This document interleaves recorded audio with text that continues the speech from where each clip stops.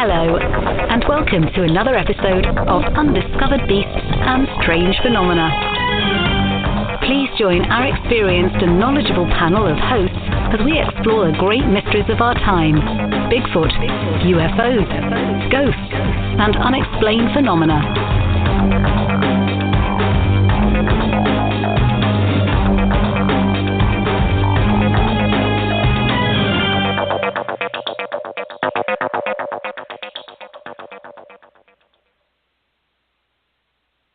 Hello, good evening everyone, and welcome to our show tonight.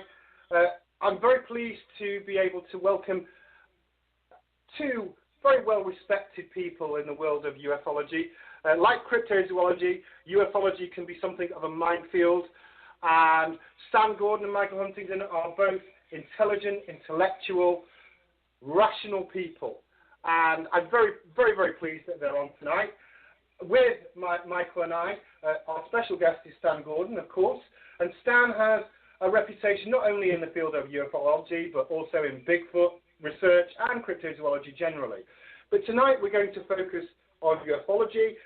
First of all, we're going to start with an incident called the Kecksburg incident, and then we're going to move on to other matters. I've just been talking to Stan before the show, Michael and I were, and he's got some great recent updates, which I really want to make the time to share with you. But first of all, let's introduce our guest. I don't think he needs a lot of introduction, but I know that on our show we have people who are new to the subject of ufology, and they might not know an awful lot about Stan. So it's important I mention that Stan's been very active in the field since 1965, not only in Pennsylvania, where he first started off, but also across the whole of the US and internationally. He's internationally recognized on the subject of both UFO and Bigfoot phenomena. He's a former director of Pennsylvania, the Mutual UFO Network in Pennsylvania, and he's a many published author, many highly successful books: Silent Invasion, Astonishing Encounter, Really Mysterious Pennsylvania, to name but a few. I want to welcome you tonight, Stan. How are you? We're very good. Thank you for having me on your program today. Oh, it's very much our pleasure. And of course, our UFO resident panel expert is Michael. How are you, Michael? I am good, but I feel kind of weird being called an expert because standing next to Stan there, who has been in this for longer than I've been alive, it's definitely good to be able to hear from him, especially on the subjects that he's been so intimately involved with. Most notably the Kecksburg case, which we will talk about tonight. Excellent. Well, that's very humble of you, Michael. We respect you, and I'm sure many people do. But I do recognize the gravity and breadth of Stan's research, and that's why it's such a unique pleasure to have him on tonight. So as Michael mentioned, we're going to be talking about the Kecksburg incident. Stan, could you give us a synopsis or set the scene of what this situation is about, and then we can go into it in a little bit more detail? Yeah, I'll give you a brief synopsis of it. We could talk for days and days about the information I've uncovered over 53 years of research on this case. I was 16 years old back in 1965 when the incident happened. It was actually December 9th. It was a Thursday evening here in Pennsylvania. And how I got acquainted with it was breaking on the news around Pittsburgh, Pennsylvania, the big city of Pittsburgh, on radio and then later on TV, reports of this brilliant fiery object that was seen from Ontario, Canada, and over several states such as Michigan, Ohio, and Pennsylvania. And apparently that object came in over the greater Pittsburgh area about 4:47 p.m. local time. So around here it was just getting dark, and there were multitudes of reports from the public to the police, the news stations, the radio and TV stations reporting seeing this fireball, this fire object coming across the sky. And this object moved out towards Westmoreland County, where I'm located, and apparently fell into a wood ravine near the small village of Kecksburg in Westmoreland County, Pennsylvania. And there was a lot we did not know at that time. And it was over a period of weeks and months and many years and a lot of research and a lot of investigation that I've been able to interview hundreds of people now who were involved in the incident. And what we found out was that whatever this object was, It was moving relatively slow. It was making change in direction along its trajectory, along its path. And those people locally that saw it go down into the woods that afternoon said it went down almost like it was controlled, that it went down not at a high rate of speed like a reentry of space debris or meteor, but it went down almost like it was controlled. But I still would say crash because it crashed through the trees and knocked trees over. But what we found out was that some of the local residents, soon after it fell, went down into the woods, and they came across this large metallic acorn-shaped object semi-buried in the ground. It was shaped like a big off-gold color, kind of a bronze off-gold color acorn-shaped object. Interestingly... Let me just pause you there, because what I want to do is dismiss some of the other things, if I may. So what a skeptic might say before we get on to the actual craft itself is that there was actually a Russian satellite that entered a trajectory over the North American airspace around that time. And people who are skeptical about the whole thing, before we get on to the description of the craft and the fascinating stuff, say, oh, it could be just a fireball, or it could be just a satellite. Why did you dismiss that as part of your research, Stan? Okay, I couldn't hear the last part. Could you repeat the last part of your sentence? Why did you dismiss the idea of it being a fireball as part of your research? Well, you mean, could have been a Russian satellite? Yes. Okay. Well, there were many, many theories on it, but that, I think what you're referring to is Cosmos 96. Cosmos 96 was a Soviet Venus probe that re-entered the Earth's atmosphere, interestingly, about 3:18 a.m. in the morning over Canada, from records we later obtained. This happened about 4:47 p.m. in the afternoon, and but we always thought that was pretty interesting. Over the years, there was a lot of investigation done. In the last 20 years, I would say a lot more data has come to surface, and it pretty much has been ruled out. And again, I keep an open mind to all possibilities or any new information that might come to light, but they pretty much ruled out that Cosmos 96 could have come down to Pennsylvania that afternoon. And what we learned was the Cosmos 96 probe was only about 3 feet in diameter, and it couldn't make change in direction. It couldn't come down. I mean, the people who saw it come down that afternoon also, no parachutes were reported on the scene, or people seeing anything falling from a parachute that afternoon. Excellent. So we've established it's not that, and we've established it's an unusual shaped craft. When people talked about it being this acorn shape, what features did they describe that you think were unique or particularly interesting about it? Well, there were witnesses. I mean, first the object fell, and then you had the local civilian witnesses that came in, and then you had volunteer firemen come into the scene who were called out because they got reports that maybe it was a downed aircraft in the area. So some of the firemen later came across the impact site, and then you had the military come in, which was very interesting. Like, why would the military be showing up in a small farming community and so quickly after this thing fell? One thing I'd also will mention is one of the eyewitnesses, who was a young volunteer fireman who was only a few feet away from the object, because of his background, he was somewhat familiar with Cyrillic or Russian, or would have been Soviet, and he saw these unusual markings raised up on the surface, on the raised up part of the object where you have like the raised up back on the acorn, and he said those symbols were very odd, and he said what he saw was not Cyrillic, was not Soviet. He believed, now, let me specifically ask you this question about these symbols. So he saw these. Is this a man called Jim Romansky? Is that right? Yes, that's correct. That's him, but there are other witnesses as well. Well, let's focus on this particular eyewitness, because with my legal background, I like to deal with specifics, because I was particularly interested in this aspect of the physical description, and I have a question to put to you. So Jim Romansky says he saw this language similar to Egyptian hieroglyphics. Is that right?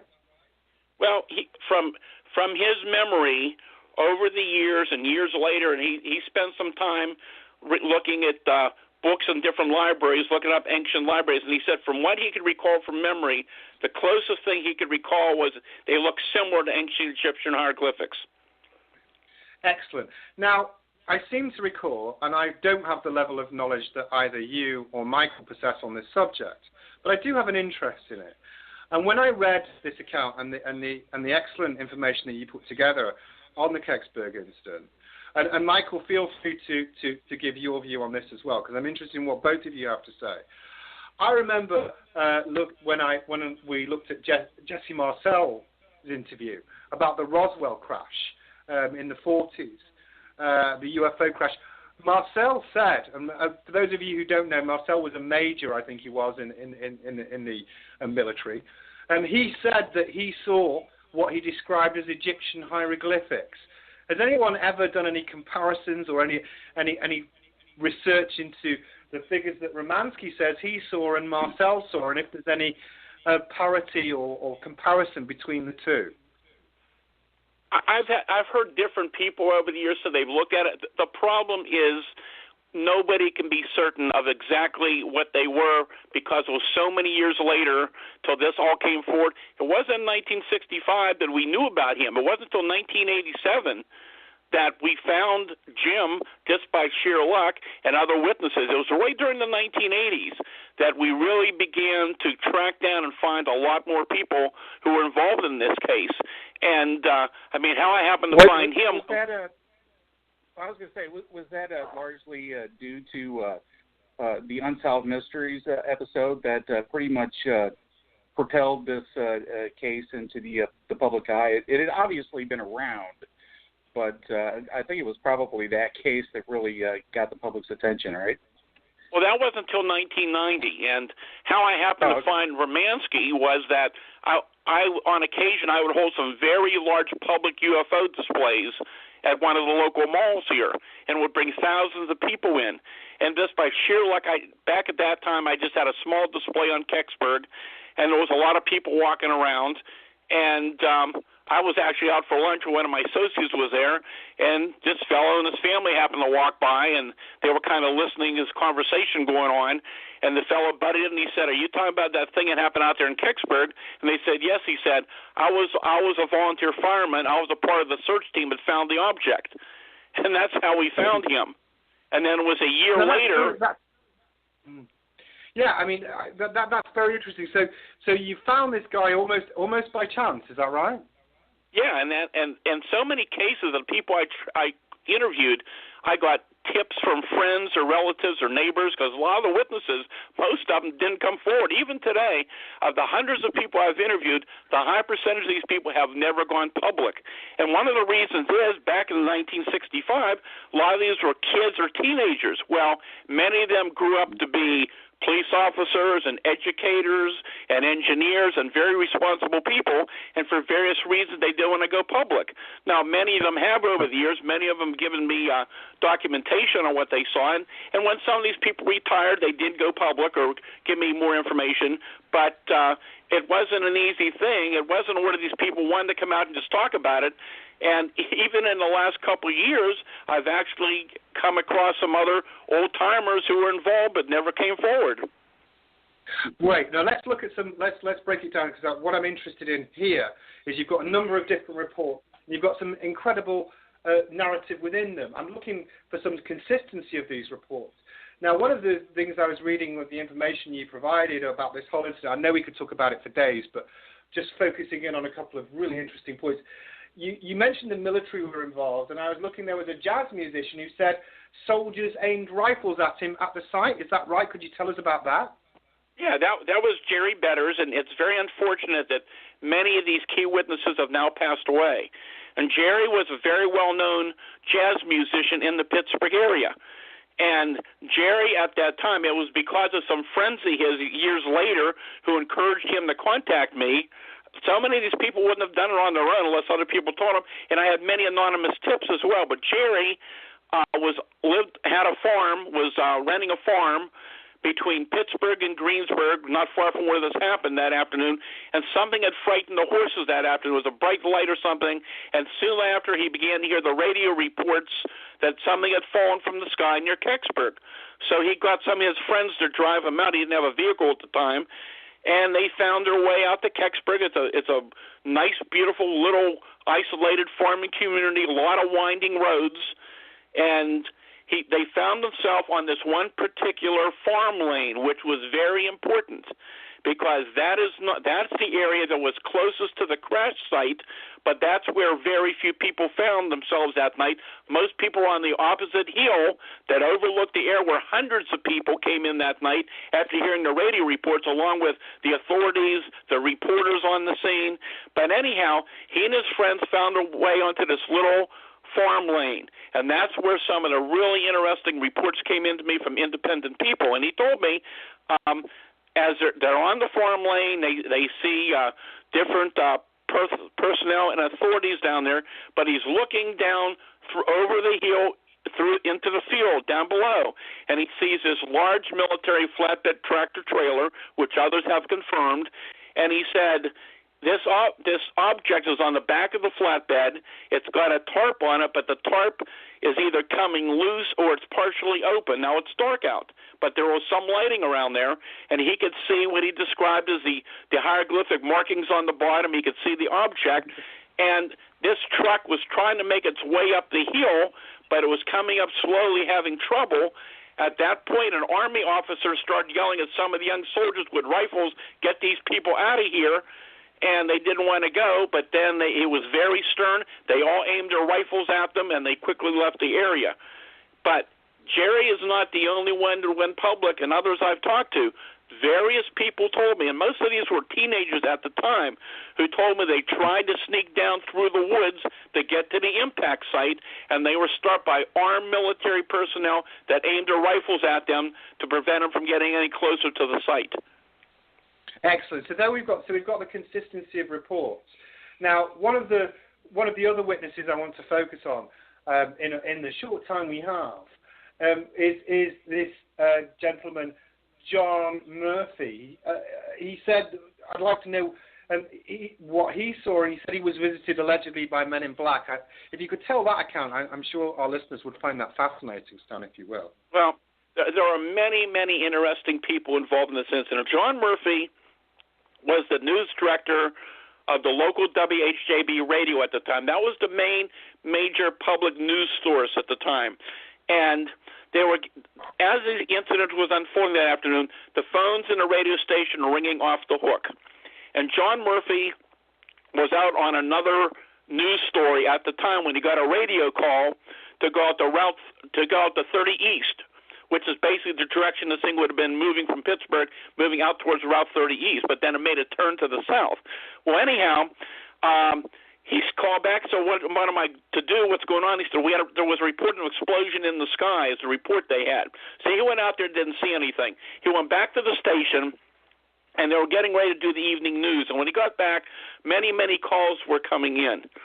And one of the calls that came into the station was this woman who was hearing the radio broadcast about the object coming down, and he got the call at one point. I think somebody else took that call. I'd have to look at my records. Then he got the call and talked to this person. Instead, it was her young son who was outside playing, and he saw the object fall from the sky into the woods. So anyhow, Murphy took all that information and called the state police and gave them that information. Then he hurried out to Kecksburg to go out to interview that woman and that boy. And so anyhow, John, as far as we know, was the first reporter on the scene, one of the first reporters there. And he was there when the state police fire marshal and another investigator arrived on the scene with a small group of other people, including the woman and the boy, and they made everybody stay back. They went down to the woods with a Geiger counter. They were down there for 16 minutes, and when they came back out, John Murphy, the newsman, approached them, wanted to know if they had found anything down there, and finally, when John pushed him some more about, did you find anything down there, he said, you better get your information from the Army. which he thought right away, well, that's unusual. You're looking for, a fire or something, like, why you turn me over to the military? And he wasn't allowed to go back down. But anyhow, the interesting part of the story is, and we can talk a lot about Murphy, he apparently did not tell anybody at the time, but later over the years I interviewed his wife at that time, the people from the station, and what I found out was that he had got on the scene and got out there about an hour before the state police investigator arrived. He had time to get down into the woods. He was in radio contact with the station and his wife. He told them he was down in the woods. He came across this unusual acorn-shaped object with unusual markings on it, and apparently he took pictures of it. Now, at some point, apparently at some time during that evening when he went back to the scene, a roll of film was confiscated, I believe, out of the camera. But he had another roll that he had hidden that he didn't get. And later I remember at least one person for sure, I think it was two people, that told me that they had seen the black and white picture of the object down in the woods on the picture. All that material disappeared. What was interesting was, and this gets back to your question, John, This was his biggest news story. He worked very hard tracking people down, doing interviews. He was preparing a special radio show called Object in the Woods, which was aired during the following week. But prior to that airing, and this is confirmed by various people at the station, apparently these government men came into the station. They went into one of the studios, and when they left, Murphy was very, very upset, and told the people at the station, one of the managers, that they had confiscated some of the voice interviews he had done for the program, and it was soon after that he pretty much began to not even want to talk about the case anymore. This was his big story. He had all these records, information, all that disappeared, and when people questioned about it, he just, after the broadcast, which was broadcast in a censored fashion, his personality changed a lot. He pretty much didn't want to discuss it anymore. And what happened to him in the end? I know. Say it again? Could you tell us? What happened? Say it again? What happened to John Murphy? Well, there's a lot of conjecture out there, and you hear a lot of things out there about it. John apparently was on vacation several years later, and I guess it was dark, and from what I hear, he was crossing a highway going over to look at the ocean, and he got hit by a speeding car and was killed. And, I mean, there's a lot of discussion over it. I personally have never seen any connection between that incident and what John got involved in. Yes, there were some odd things happen at the time, but anyhow, we may never know for sure what really took place, and I think John probably knew a lot more about it than any of us really knew about. Okay, thank you. Now, one of the things that I was very interested in, there's a couple of things I really must squeeze in. But one of the things I was interested in was that some of the eyewitnesses described seeing a body there. Could you tell us about that? Okay, well, this will take a little bit of time. It's very involved, and this is something that is not very well known. And this came up in the last 20-some years.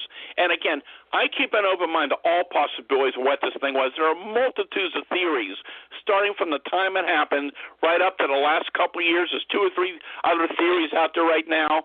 I can just tell you, I keep an open mind to all possibilities, but it's not just a theory. You've got to have the evidence and proof to connect the two. And there's a lot of details about the case, and some things I still haven't made public because I'm still trying to get confirmation on. And it's a very fascinating case. So I keep an open mind to whatever this thing may be. Whether it was man-made or something else. Hopefully someday we'll have the evidence once and for all. But back in 1998, I released my documentary called Kecksburg, The Untold Story on DVD. Well, it was on VHS at the time. It's on DVD now. And it was a very, very detailed account and interviews of many witnesses. I wanted to document it because I knew these people wouldn't be around forever, and unfortunately many of those people in the documentary are now gone. But there was a fellow named Myron, and Myron is now deceased. And Myron was a truck driver, and he had contacted me after the Unsolved Mysteries show aired in 1990. And then I went to interview him, I believe it was 1996. I went to interview him. And what the story with Myron is that when he contacted me after the TV show, he said, I guess I'm allowed to talk about it now since it's on television. And I said, well, what are you talking about, Myron? He gave me this whole story, and I can go into it. It's a little detailed. But anyhow, he worked for a large supply house in Ohio. And apparently a few days after the object fell in Pennsylvania, he said a Navy officer came to that supply house with an order of a special type of glazed engineering brick to be sent to Wright-Patterson Air Force Base. And anyhow, what I found out was there was another truck driver involved, and for a long time he would not talk about this, but finally he did confirm the story to another well-known researcher, Leonard Stringfield, who you may have known was kind of the father of UFO crash retrievals, who's passed away. We worked very close together, and he confirmed it to me that he took the first load of brick to Wright-Patterson the day before he and Myron went there. And when he was there, outside of this warehouse building, was the military flatbed trailer with the object covered with a tarp on the trailer. The next day when he and Myron went back, the trailer was there, the tarp was laying on it, but the object was gone. And they were told, just do your job, unload the bricks, don't be doing anything, don't be looking around. Well, Myron was very curious because he was seeing these guys in white coveralls. I believe they had sidearms. They were removing like their gloves and boots and different outer clothing at different times going in and out of this building. So when the coast was clear, he hurried to look in the entrance, and he saw up on scaffolding this, once again, large metallic acorn-shaped object with hieroglyphic markings on it with ladders, and there's guys on ladders apparently trying to get inside of this object. And apparently at one point he began to ask questions, and these guys must have thought at first he was cleared, but he wasn't, and they soon found out, and they told him, forget about everything you've seen, or we're going to throw you in jail and throw away the keys, but in 20 years this will all be public knowledge. And, of course, that never happened. Well, anyhow, getting to the part of the story you want to know about, when I went to interview him in 1996, his health was bad. I mean, if you see him on the video, you can see he was not in very good health. And he said, I have something else to tell you. And he said, I'm going to tell you now. And he said, I talked about it with my son the night before. And he said, why are you going to even tell him? He said, because I may not be around here, and I want him to know everything, what I saw. So what he went on to tell me was that the lighting in that building at the time when it was up on the scaffolding was not real good. There was a workbench there. And on that workbench, there was what appeared to be a small body covered with a white sheet, and all he could see was a left arm hanging down, and the skin looked lizard-like, and he could only see 3 fingers. That's all he could see, and many times I tried to get him to tell me more, and he said, that's all I could see. So that was an interesting story. Yeah, small and with 3 fingers. So I don't know what both you and Michael think. My instant conjecture about this was, and again, I'd like both of you to answer this question if possible. Do you think that, bearing in mind the hieroglyphics, bearing in mind the description of bodies, are these the commonly known greys, these Zeta Reticula greys? Do you think that either of you that they could be these creatures? What do you think?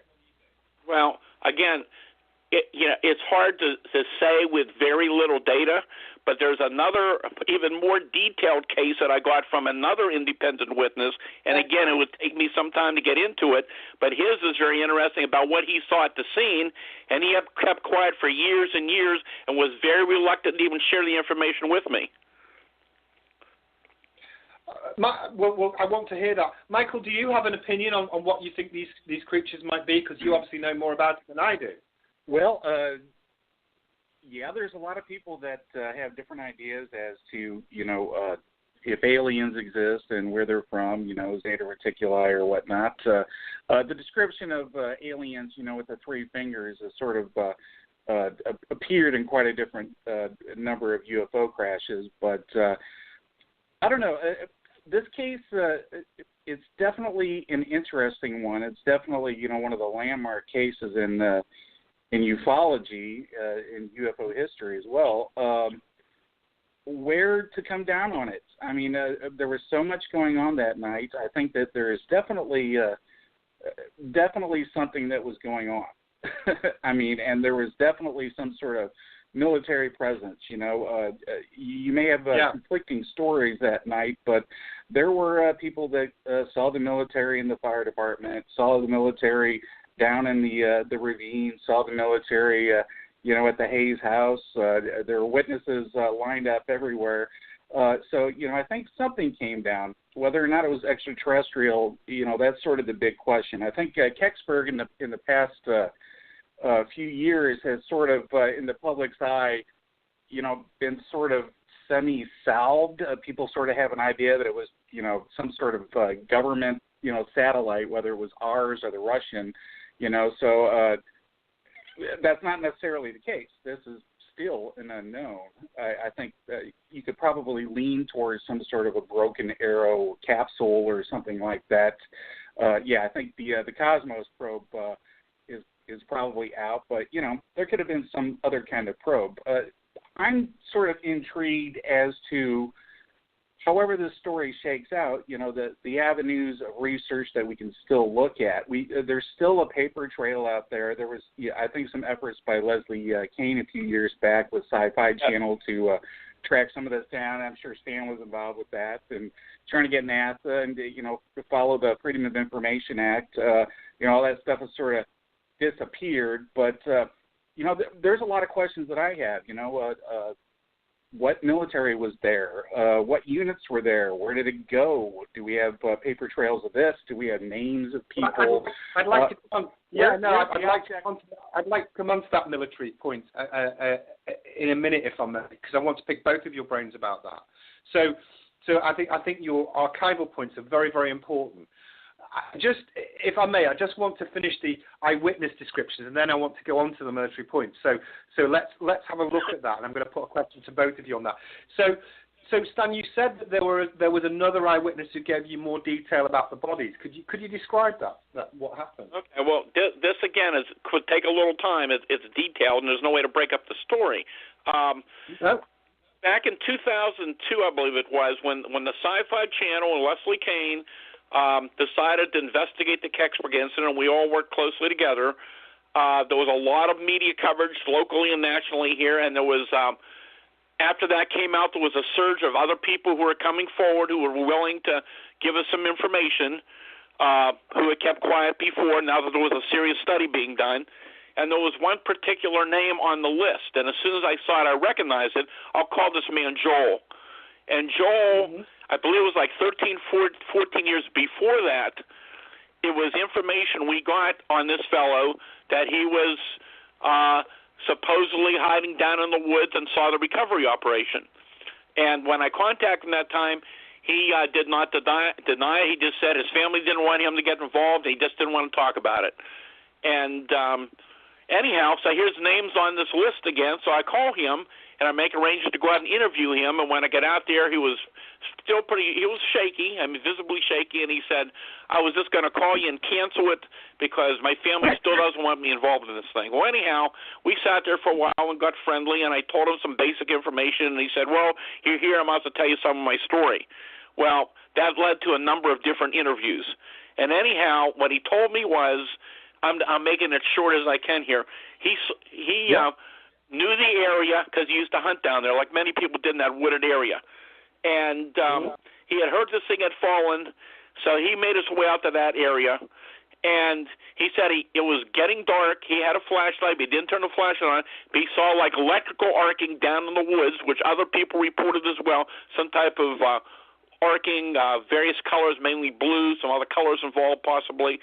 And anyhow, he said he came across this object, and there was a lot of woods down there, and he said he kept moving back in the woods because first he saw what appeared to be civilians coming in, and he didn't want anybody to see him, so he kept moving back, and then he saw what could have been the volunteer firemen coming in looking at the site, and he said soon after the military came in. Well, he had been in the military. He knew Army and Air Force, and he said there's Army and there's Air Force there.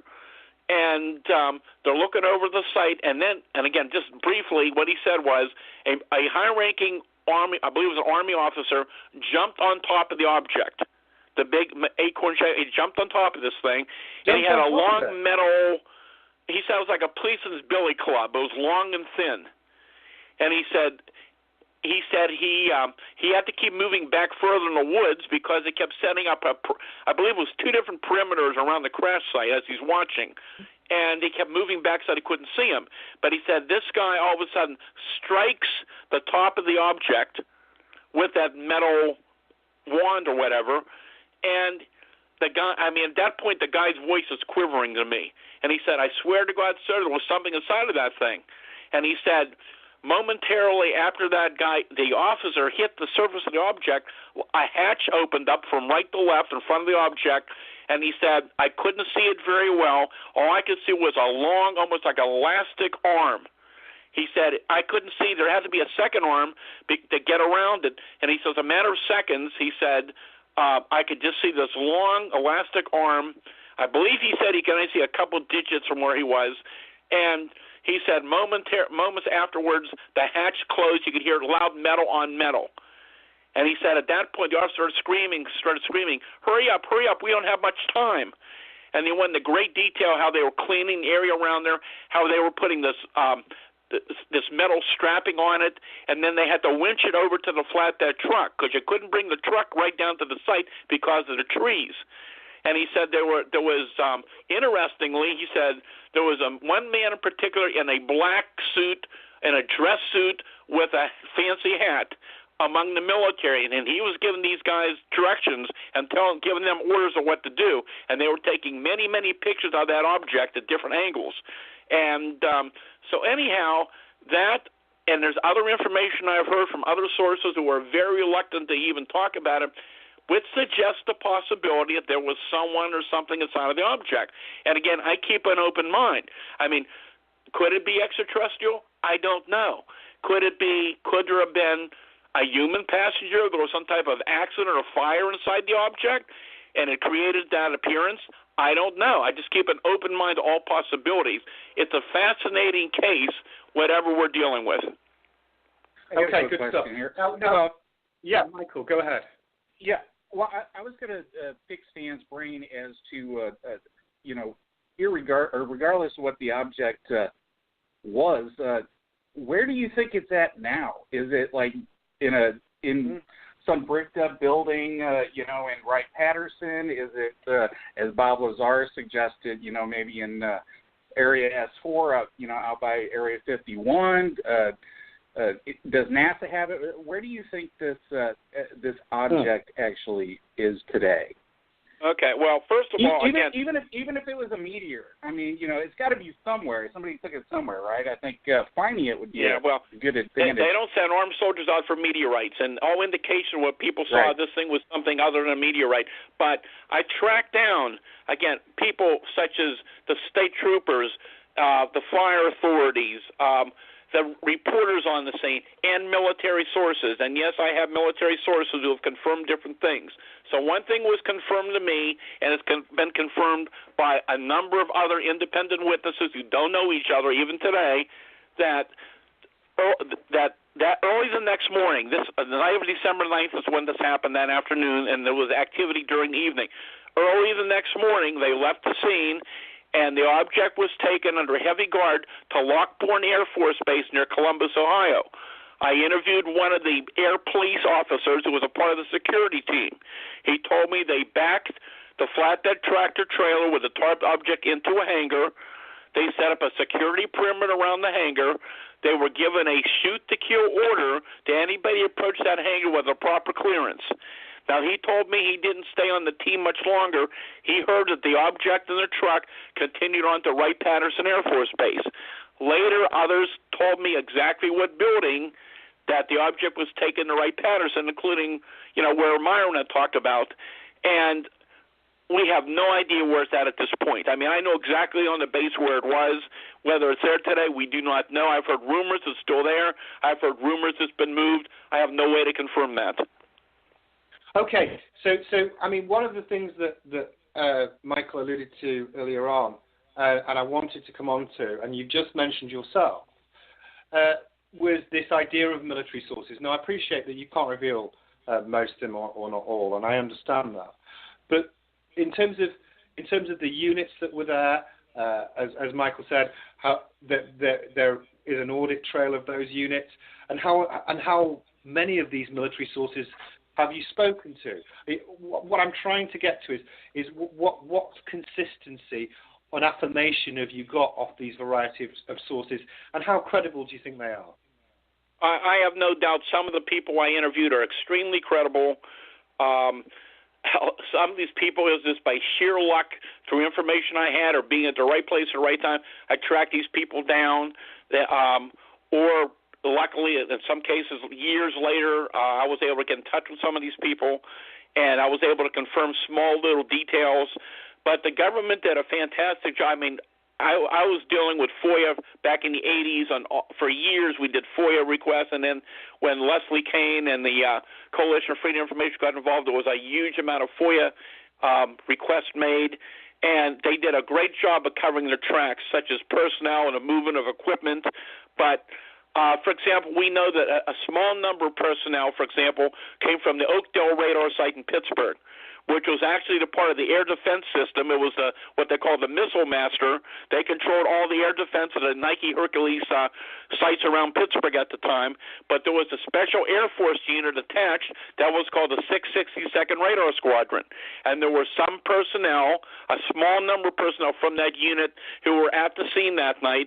And later, Leslie and tracked some of them down. I tracked some down. So we interviewed some of these people. I've got other information I won't go into specifically, but like I said, we have good information. The thing went to Lockbourne Air Force Base and then went on to Wright-Patterson. Okay. So I appreciate both of you keep an open mind, but I want to hear both of you answer this. First Stan and then Michael, if you will. You've got to put your money on it.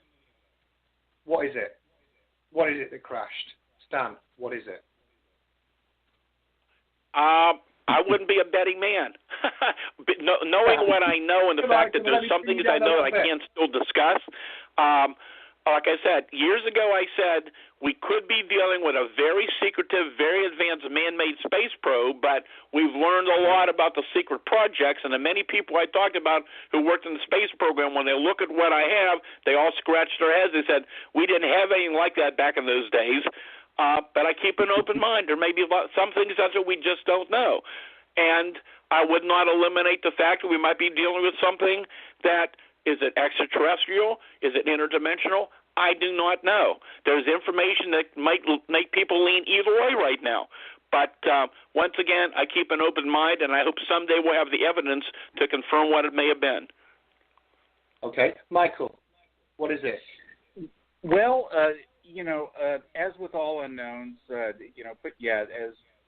Stan said, putting your money down is actually, I'm not a gambler either, but, I do have ideas that I lean towards. I tend to stay away from, Nazi time travel devices and, stuff like that. Although, interdimensional type stuff or extraterrestrial, those theories are quite possible.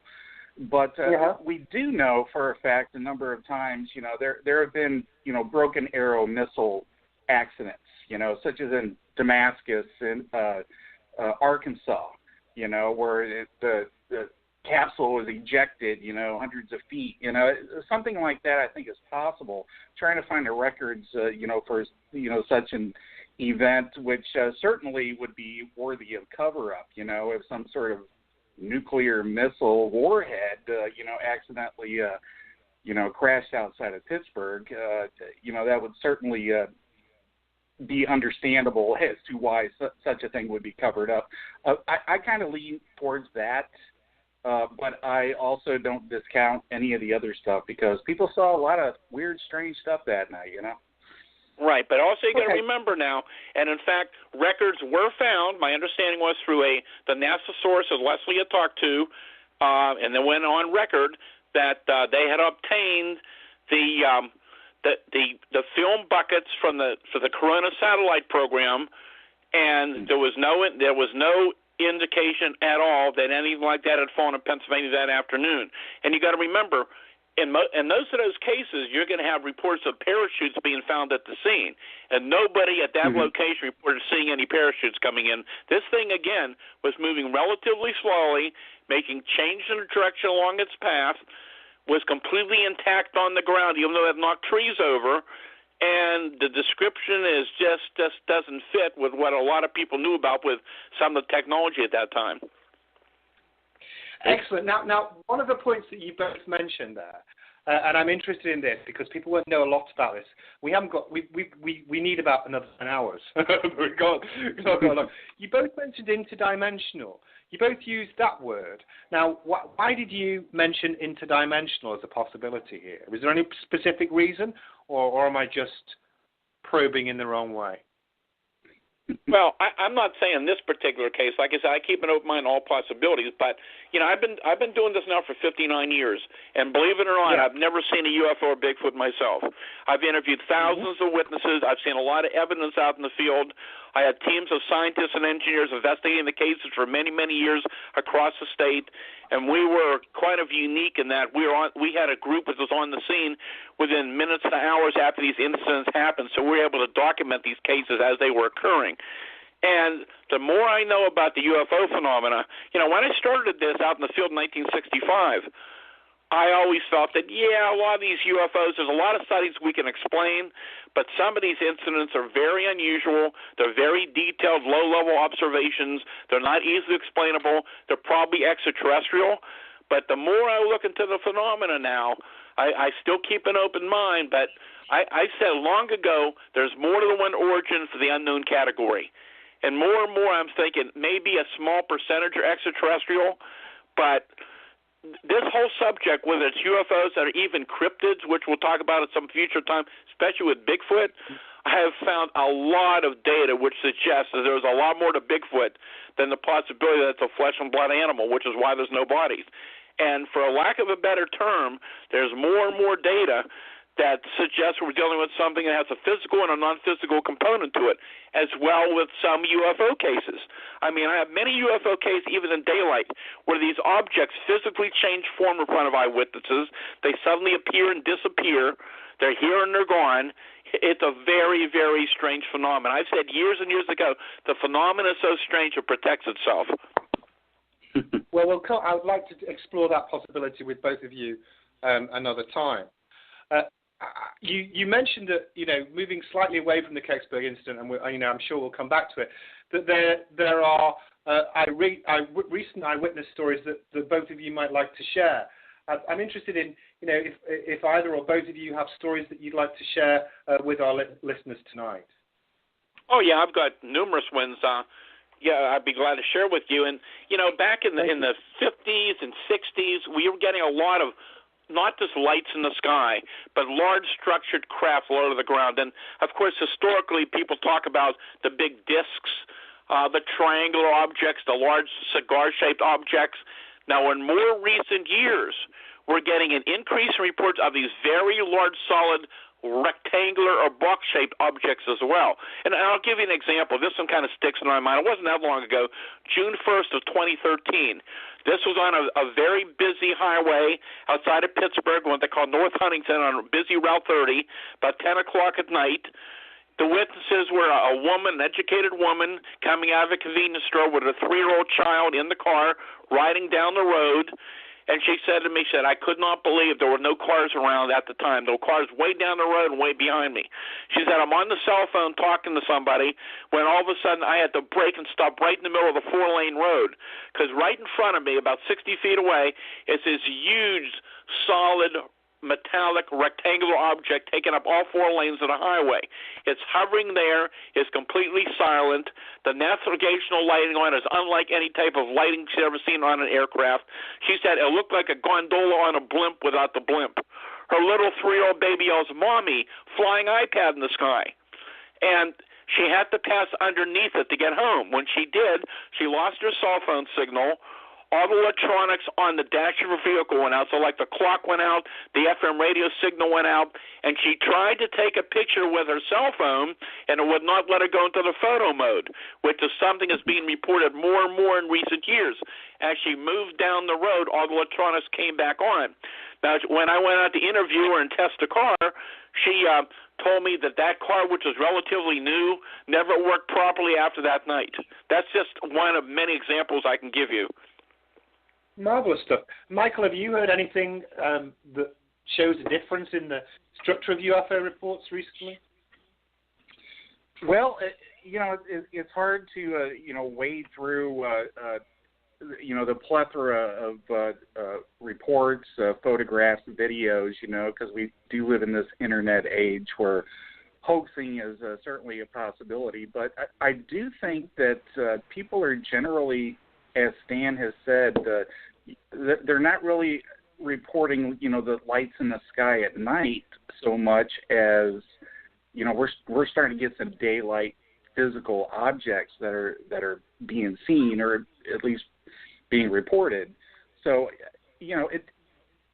Stan will tell you, after researching for decades, you'll sort of find that there's, ebbs and flows, there's waves, there's flaps, there's, people will see different objects for, different periods of time. And it's hard to tell sometimes whether that's cultural or it's, there's actually some sort of, object that fits that description, for different time periods. But yeah, it's certainly fascinating.